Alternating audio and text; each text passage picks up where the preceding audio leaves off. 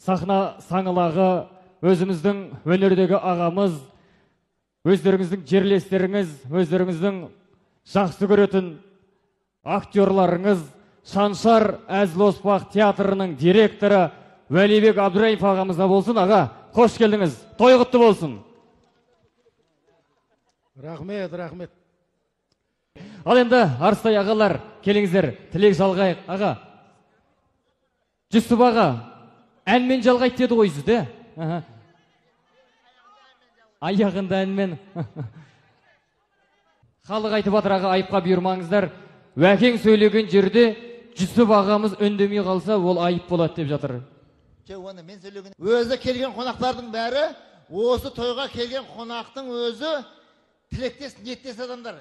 Сөйлемесе де, айтпаса да, шын ниетімен келген адамдар. Зачем сөйлеп? Тілектеспіз.